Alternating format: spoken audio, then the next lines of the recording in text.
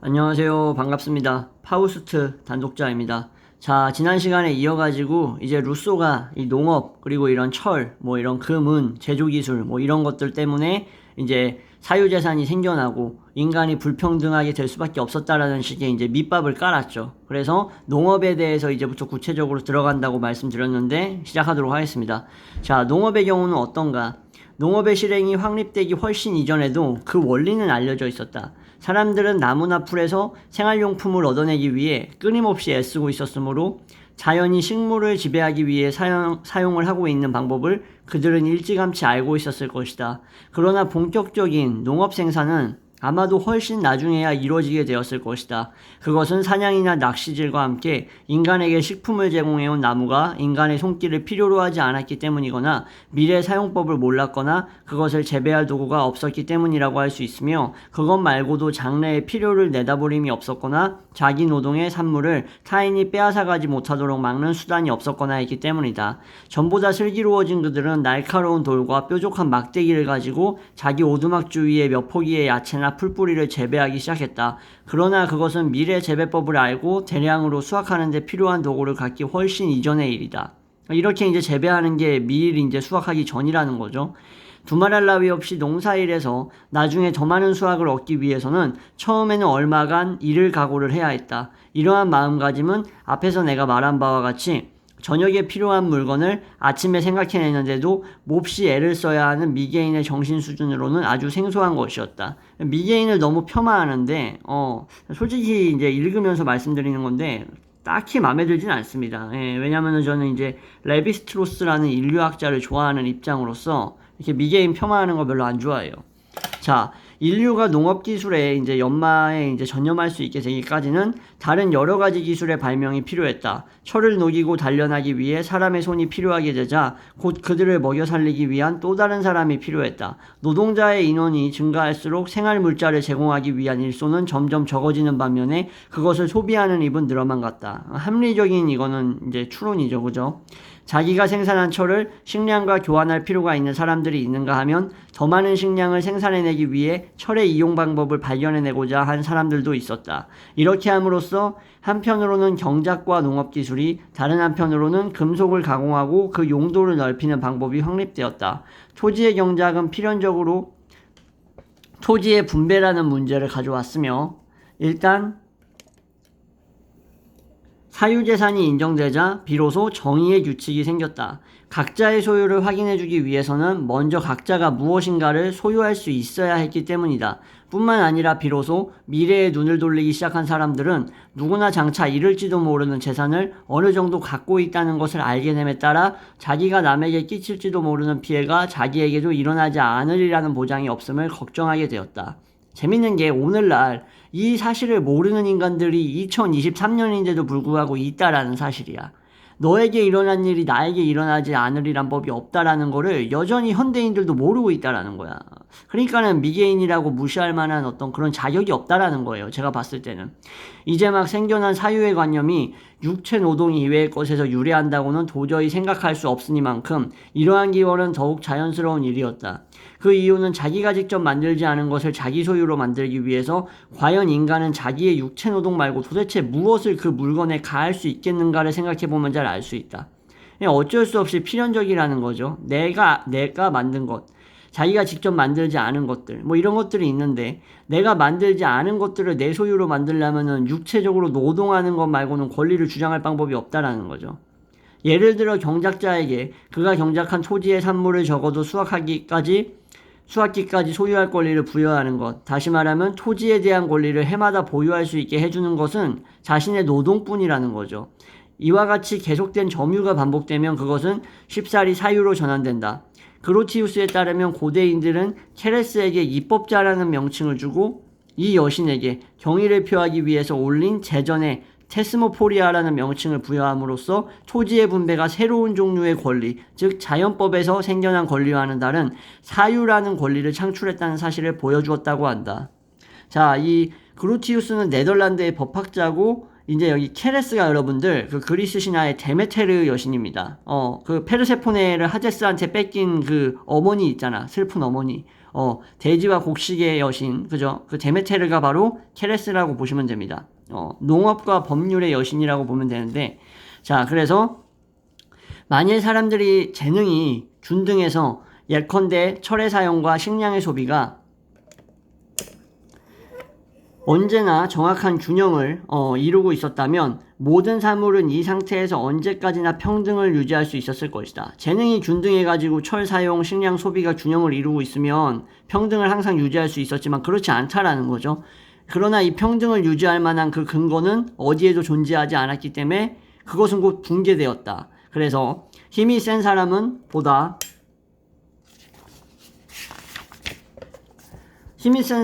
그래서 보다 많은 일을 하였고 손재주가 있는 사람은 자기의 노동을 교묘히 이용하였기 때문에 머리 좋은 사람들은 노동을 절감시키는 방법을 고안해냈다.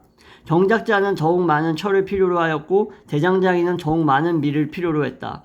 그리하여 똑같이 일을 하면서도 어떤 사람은 많은 수입을 올릴 수 있었으나 어떤 사람은 간신히 먹고 살 수 있을 뿐인 지경에 이르렀다.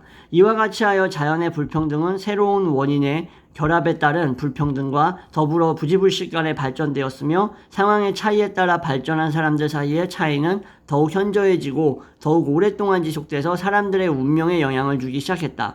사태가 여기까지 이르면 그 뒤의 일은 짐작하기 어렵지 않다. 나는 계속되는 기술의 발명, 언어의 발달, 재능과 시험과 활용, 재산의 불평등, 부의 이용 또는 남용, 그리고 그 뒤에 계속되는 일체 왜곡에 대해서는 일일이 서술하지 않았다. 그 정도는 각자가 쉽사리 보충할 수 있기 때문이다.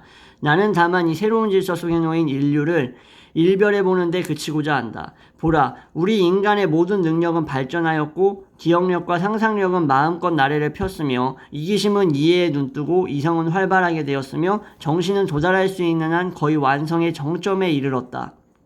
이제야 자연의 모든 요소는 활동을 시작해서 각자의 지위와 운명은 재산을 다거나 다른 사람에게 봉사하거나 위협할 수 있는 어떤 그런 힘뿐만 아니라 정신이나 아름다움, 체력, 능력, 장점이나 재능 등의 기초에서도 확립되어 있다. 각자의 지위나 운명이 어떻게 되는 거예요? 본인들이 가지고 있는 어떤 힘, 이런 것뿐만 아니라 뭐 여러 가지 장점, 재능의 기초에서도 지위와 운명이 결정될 수밖에 없다라고 얘기하는 거죠. 그리고 이런 소질을 가진 사람들이야 남의 존경을 받을 수 있으므로 그러한 소질들을 실제로 갖추거나 적어도 갖고 있는 척할 필요가 있었다라는 거예요. 다시 말해서 자기의 이익을 위해서는 자신의 실제 상태와는 다른 모습을 사람들한테 보여줄 필요가 있었다. 이것도 저는 오늘날에도 정말 중요한 논리라고 생각하는 게 여러분의 가치의 조건화라는 게 있습니다. 여러분이 가지고 있는 것으로 평가되는 거고 여러분이 어떤 사람인가를 보여주었을 때만 그랬을 때만 여러분의 가치가 평가되는 거예요. 여러분 자체로서 의미가 있고 가치 있다라고 보는 세상이 아닙니다. 그죠? 그러니까 결국 한마디로 요약하면 쓸모가 있냐 없냐예요. 결국 내 자신이 나를 얼마나 사랑하냐 마냐 이런 것보다도 내가 타인에게 사회에게 얼마나 쓸모가 있고 무엇을 해줄 수 있느냐가 중요한 시대죠. 이때 당시에도 이제 이러한 모습이 있었고 이때 당시에 그런 모습들은 이제 태동기였다는 거야. 그런 가치관, 그런 기준들이 자라나고 있는 태동기였다는 거죠. 그리하여 실체와 외관이 전혀 다르게 되었다. 그리고 이 구별을 통하여 그럴듯한 위험과 기만적인 책략과 이에 따르는 모든 악덕들이 얼굴을 드러내게 되었다. 왜냐면은 상대방한테 내가 어떤 사람인지를 솔직하게 보여주는 것보다 더 중요한 게 뭐예요? 그런 척하거나 그게 있는 척하거나 그렇지 않지만 그런 것처럼 행동하거나 이런 식으로 상대방에게 있어서 위압감이라던가 어떤 경외감 같은 것들을 전달해 줄 수 있는 거. 내가 저 사람한테 이용 가치가 있다라는 것을 느끼게 해줄 수 있는 어떤 간접적 영향력 같은 것들 있죠. 그런 것들이 중요하니까는 자연스럽게 기만 같은 것들이 판칠 수밖에 없는 거죠. 한편에는 이전에 자유롭게 독립하여 살아가던 인간이 이제는 무수한 새로운 욕구들이 생겨나서 이것으로 말미암아 이를테면 자연 전체, 특히 그 동포에게 복종하게 되어가지고 결국 그는 그 동포의 주인이 되면서도 어떤 의미에서는 그 동포의 노예가 되는 그런 상황이 발생했다는 거죠. 그가 부유하다면은 동포에 대한 봉사가 필요하고 가난하다면은 동포의 원조를 필요로 한다. 그리고 중간쯤 되는 중산층도 동포가 없이는 도저히 살아갈 수 없게 된다. 그러므로 인간은 언제나 동료가 자기 운명에 관심을 갖도록 실질적으로나 표면상으로 그의 이익을 위해 일하는 것이 자기의 이익이라는 생각을 하도록 노력하지 않으면 안 된다. 이것도 맞는 말이죠. 저 사람이 내가 없으면 살아갈 수 없다라는 것을 느낄 수 있도록, 그래서 내 운명, 내 삶의 관심과 원조를 가질 수 있도록, 원조를 제공할 수 있도록 그렇기 위해서 내가 너를 위해서 노력한다라는 것을 보여줘야 된다라는 거야. 나는 너를 생각하고 있어. 나는 너의 안위를 걱정하고 있어라는 것을 보여줘야지만 상대방이 나에게 도움을 줄 수 있다라는 것을 이때 당시에 인간들이 깨닫기 시작했다라는 거죠. 그죠? 그 결과 그는 어떤 사람들에 대해서는 기만적이고 교활하며 어떤 사람들에 대해서는 난폭하고 냉혹하다. 그리고 자기가 필요로 하는 모든 사람들을 위협하여 복종시킬 수가 없거나 그들에게 도움을 주는 것이 자기에게는 이익이 되지 않는다는 판단이 섰을 때 그는 어쩔 수 없이 그들을 악용하지 않을 수 없게 된다. 탐욕스러운 야심이나 절박한 필요해서라기보다도 남보다 우위에 서고 싶어 자기 재산을 늘리고자 하는 갈망 때문에 인간은 서로를 해치려고 하는 옳지 못한 방향으로 기울게 된다. 여기서 이제 본격적으로 루소가 인간이 어떤 존재인지에 대해서 면밀하게 파헤치고 있는 거예요. 그죠? 내가 저 사람한테 도움을 주는 것이 딱히 나에게 이득이 되지 않는다는 판단이 서면 어떻게 된다고? 상대방을 악용할 수밖에 없다는 거예요. 그죠? 그리고 야심이라던가 필요라기보다도 인간의 본능적인 어떤 그런 욕구, 우월감, 그죠? 우월감 때문에 자기 재산을 그냥 늘리는 거야. 마냥 뭐 어디다 써야 될지 구체적인 목표도 없이 그냥 너보다 뛰어나다라는 거를 증명하기 위해서 늘리는 거라고. 이런 식으로 인간들은 서로를 경멸하고 해치고 하는 방향으로 더 이제 안 좋은 쪽으로 발전하게 되었다라고 얘기하는 거죠. 게다가 더욱 확실한 성공을 거두기 위해서는 때때로 친절로 위장된 가면을 쓰는 경우가 있는 만큼 더욱 위험하다고 할 수 있는 은밀한 질투심이 일어나게 된다. 그래서 요컨대 한편으로는 경쟁과 재앙심이, 다른 한편으로는 이해의 대립이 있게 되는데 이 모두가 남을 희생시켜가지고 자기의 이익을 도모하려는 은밀한 욕망일 뿐이다. 모든 악은 사유가 낳은 최초의 결과이며 이제 자라나기 시작한 불평등과 따로 떼어 생각할 수 없는 동반자이다. 자, 여기서 정확하게 얘기하죠. 본인의 생각을. 모든 악이 어디서 나타났다고? 사유에서 나타났다고. 자연은 우리 모두의 것이고 개인 각자가 자연으로부터 많은 것들을 얻을 수 있었어. 그렇지만 어디서 악이 시작됐다고? 네 거 내 거가 나뉘면서, 그죠? 너가 나보다 우위에 서려는 욕망을 가지고 있고 내가 너를 제압해가지고 편하게 살 수 있는 어떤 그런 희망을 품으면서, 그죠? 그런 욕망, 욕구 같은 것들이 비대해지면서 신경 쓸 필요 없는 것들을 어떻게 한다고? 신경 쓰면서 악이 나타났다라는 거죠. 그죠? 그래서 부를 나타내는 기호, 화폐가 발명되기 전에는 부는 주로 토지와 가축만으로 이루어져 있었다. 그래서 그것이 사람들이 소유할 수 있는 유일한 재산이었다. 그런데 상속재산의 수나 범위가 증대되면서 땅 전체를 덮고 서로 이제 땅 전체들이 어떻게 돼요? 경계를 접하게 되자 타인을 희생시키지 않고서는 이미 자기 재산을 늘릴 수 없게 된 사람들이 생겨났다. 그리고 무력했거나 무관심했기 때문에 제대로 상속을 받지 못한 자들은 주위에서 모두 변화되고 있는데 그들만이 전혀 변하지 않았기 때문에 아무것도 잃은 게 없지만 가난뱅이가 절로 돼가지고 부득이 자기 생활용품을 부자에게 얻거나 빼앗아야만 했다. 그러니까 나는 별로 관심이 없었다. 뭐 세상이 변하든 말든, 그러나 그런 상황에 주변이 다 변했기 때문에 내가 자연스럽게 도태될 수밖에 없었다. 이런 거죠. 그 가난한 사람 입장에서 봤을 때. 그래서 이렇게 되자 사람들 각자 다양한 자신의 성격에 따라서 지배라던가 굴종이라던가 폭력과 약탈이 일어나기 시작했다. 한편 부유한 사람 쪽에서도 남을 지배하는 즐거움을 느끼게 되자 그들은 곧 모든 다른 쾌락을 경멸하게 되었다. 그리하여 이 부자들은 새로운 노예를 얻기 위해서 기존의 노예를 부려가지고 이웃 사람들을 정복하고 예속시키려는 생각밖에 하지 않았다. 이 남을 지배하고 통제하는 이 즐거움 있죠. 가스라이터들이 많이 하는 행동들, 그죠? 그것에 대한 얘기죠. 이것은 이제 마치 일단 사람의 고기 맛을 알게 된 저 굶주린 늑대가 다른 먹이는 거들떠보지도 않고 오로지 인간만을 죽이려고 잡아먹으려고 하는 생각만 하는 것과 같았다. 그게 바로 뭐다? 남을 지배하는 즐거움에 이미 맛을 들인 사람, 그 맛을 이미 본 사람은 헤어나올 수가 없었다라는 거죠.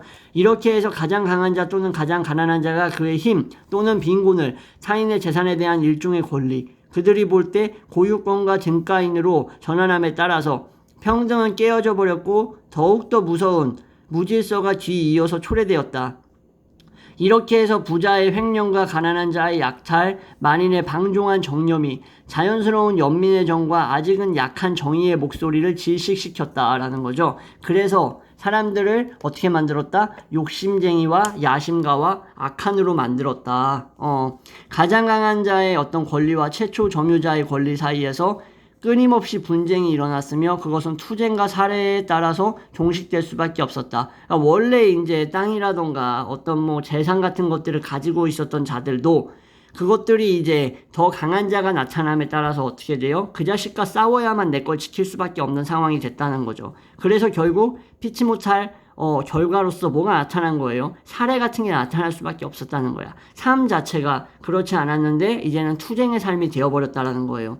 갓 태어난 사회와 상태는 더할 나위 없이 무서운 전쟁 상태로 변해버렸다. 타락하고 비탄에 빠진 인류는 이미 과거로 돌아갈 수 없었고 불행하게도 스스로 얻은 것을 버릴 수도 없게 되었으며 자기에게 명예를 가져다주는 모든 능력을 남용함으로써 치욕만을 더하게 되어 드디어는 스스로 멸망 직전에 이르렀다. 이렇게 해가지고 인간이 스스로가 불행하게 되었다라고 얘기를 하고 있는 거죠. 그죠?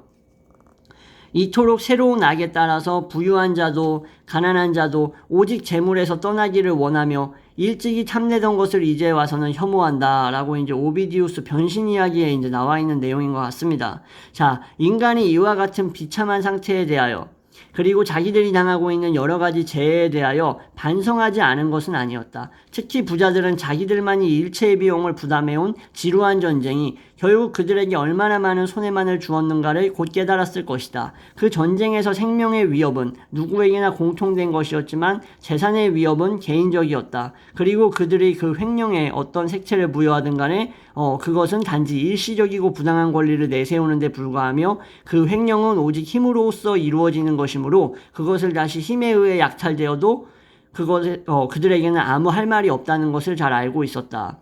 간계나 술책만으로 부자가 된 자도 자기의 사유재산에 대해 좀 더 그럴듯한 명분을 내세울 수는 거의 없었다. 예컨대 이 울타리를 세운 것은 나다. 나는 내 노동으로 이 땅을 손에 넣었다고 우겨도 아무런 소용이 없었다. 누가 당신에게 경계선을 경계선을 정해주었냐고 누군가 그에게 대꾸할 수 있다.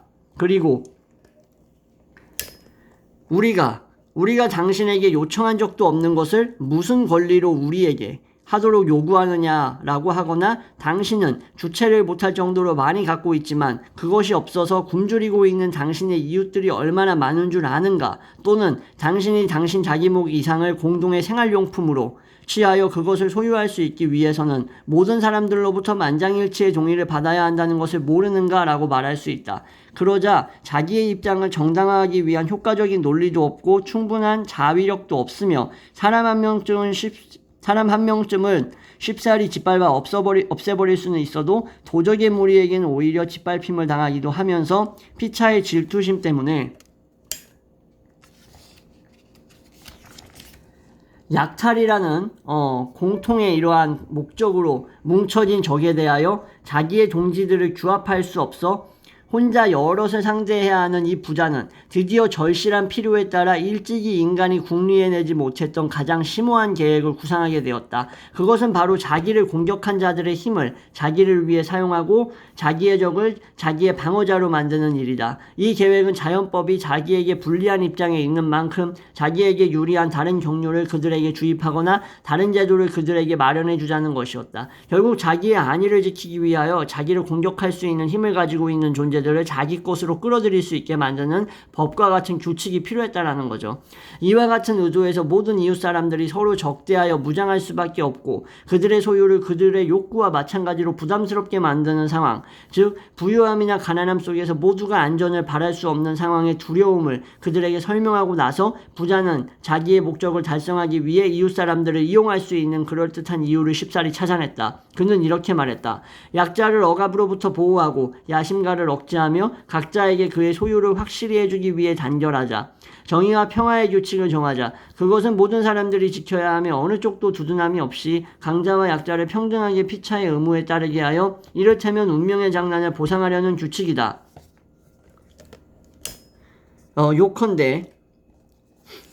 요컨대 우리의 힘을 스스로 불리한 방향으로 돌리지 말고 그것을 하나의 최고 권력에 집중시키자. 현명한 법에 따라 우리를 다스리고 사회의 모든 구성원을 보호 방해하며 공동의 적을 물리치고 영원히 우리를 단합시키는 권력으로 야만스럽고 기만당하기 쉬운 사람들을 끌어들이기 위해서는 이런 설명조차 필요 없을 정도였다. 그들 사이에 피차 해결해야 할 일들이 너무 많았기 때문에 중재자를 꼭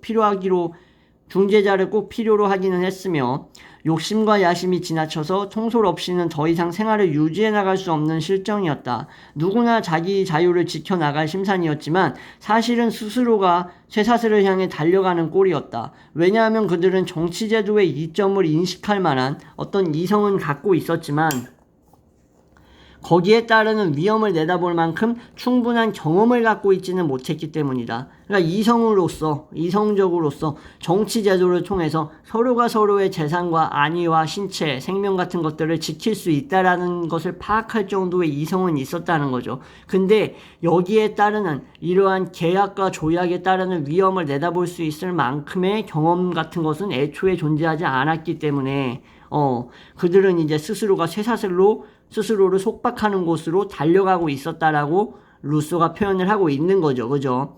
그러한 위험을 가장 잘 통찰할 수 있었던 것은 바로 이것을 이용하려고 생각한 사람들이었다. 게다가 가장 현명한 자들까지도 마치 부상자가 신체의 나머지 부분을 구하기 위해서 팔을 잘라내지 않을 수 없듯이 자기들이 갖고 있는 자유의 일부를 다른 부분을 보존하기 위해서 희생시켜야 한다고 생각했던 것이다. 사회와 법률의 기원은 결국 이와 같은 것이었으나 당연히 이러했을 것임에 틀림없다. 이것도 저는 합리적인 추론이라고 생각합니다. 어느 순간부터 인간이 너무 많은 욕구와 욕망을 가지면서 자기 것이라는 관념이 생겨나며 서로가 투쟁과 전쟁을 벌임에 따라서 결국 그러한 것들을 방지할 수 있는 어떤 규약이라던가 규칙이 있어야 한다라는 거죠.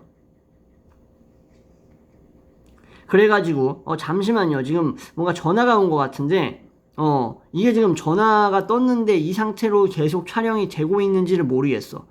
하필 또 이럴 때 전화가 왔네. 자, 여러분들 그러면은 이 전화가 잠깐 이제 꺼질 때까지 제가 이제 또 심심하지 않으시게 또 입을 계속 털어야겠죠. 저는 중간에 끊는 스타일이 아니니까. 자, 그래서 여기서 이제 인간 불평등 기원론 이 2부에서는 여러분들이 뭘 느낄 수 있어요? 본격적으로 이제 루소가 무엇을 얘기하고자 하는지, 그죠? 어디서부터 필요악이 시작되어 왔는지에 대해서 구체적으로 설명을 하고 있다라는 것을 우리가 알 수 있는 거죠. 그죠? 그래서 이러한 위험을 가장 잘 알고 있었던 사람들이 바로 어떻다? 이러한 것들을 이용하려고 생각한 사람들이었다라고 볼 수 있는 거죠. 그래서 팔을 잘라내면서까지도 나머지 부분을 구하기 위해서 행동했던 부상자처럼 자신의 일부의 자유를 보호하기 위해서 다른 부분을 희생한다라는 것. 이게 바로 하나의 규칙과 규약을 맺어가지고 서로가 서로의 어떤 보존을 위해서 힘쓰게 되는 그런 피치 못할 상황이 발생할 수밖에 없었다고 말하는 거죠. 그죠? 사회와 법률의 기원은 이런 것이었다고 생각을 하는 거고 확신하고 있는 거예요. 아, 드디어 전화 끊었네. 이거 좀 안 받으면은 이제 그냥 한 3-4번 전화 걸었다가 끊으면 되지 거의 12번, 13번까지 받을 때까지 전화를 거는 사람들이 있어요. 여러분들 그러시면 안 됩니다. 이건 여담이고 원래대로 돌아와서 자, 이 사회와 법률은 약자에게는 새로운 구속을 부여하고 부유한 자에게는 새로운 힘을 줌으로써 자연의 자유를 영원히 파괴해버리는가 하면 사유와 불평등의 법률을 영구히 고정시키고 교묘한 약탈을 당연한 권리로 확립시켜 몇몇 야심가들의 이익을 위해 온 인류를 영원한 노동과 예속과 빈곤에 복종시켰던 것이다. 그리고 한 사회가 성립하기 위해서는 다른 많은 사회의 성립이 필요하다라는 것, 또 단결된 힘에 대항하기 위해서는 스스로 역시 단결해야 한다는 것을 쉽게 알 수 있다. 그죠? 사회는 급속도로 그 수가 증가하게 되었고 영역이 확대되어 가지고 이윽고 지구 표면, 그죠? 이윽고 지구 표면에 전체를 뒤덮어 버렸다. 그리하여 세상 어디를 가나 이제 사회가 없는 곳이 없는 거야. 사람들은 속박에서 해방될 수가 없었고 누구에게나 자기 머리 위에 매달려 있는 검이 떨어질 때 목을 움츠려 피할 수 있는 장소를 찾아내기란 벌써 불가능하게 되었다. 이렇게 하여 시민법이 각 공동체 성원들의 공통된 규칙이 되었으므로 자연법은 서로 다른 사회 사이에서만 유지되었다. 이로써 자연법은 암묵적인 약속에 따라 국제법이란 명칭으로 통상을 가능하게 하였고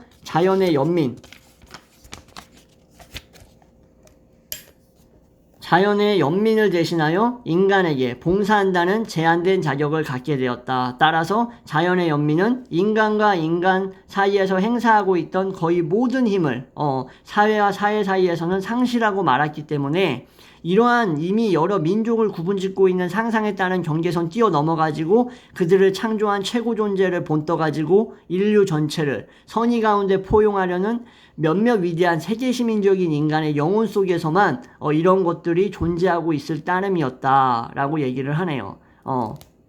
자, 이와 같이 개인과 개인 사이에 여전히 자연 상태에 머물러 있는 다양한 정치체들은 이윽고 각 개인이 그 자연 상태에서 벗어나게 하지 않을 수 없었던 불편을 느끼기 시작했다.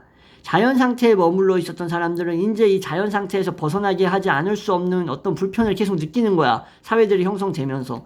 왜냐하면 이러한 상태는 그들 대규모 단체 사이에서는 그 구성원이 각 개인 사이에 있었던 것보다 더욱 파멸적인 결과를 초래했기 때문이다.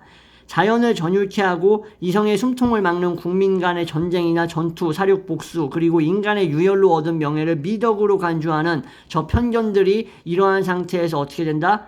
점점 생겨나게 되었다라고 보는 거죠. 자, 오늘은 이제 여기까지 말씀드리고 이제 다음 시간에 이어서 하겠습니다. 뭐 성실한 사람조차도 뭐 사람을 죽이는 게 의무가 될 수 있다고 생각하게 되었다부터 여기부터 시작을 할게요. 그래서 이제 인간 불평등 기원론 2부 같은 경우에는 그렇게 길지 않은 걸로 알고 있어요. 기네. 길지 않은 줄 알았는데. 자, 아무튼 간에 오늘은 여기서 마무리하고 지금까지 또 긴 영상 시청해 주셔서 감사합니다.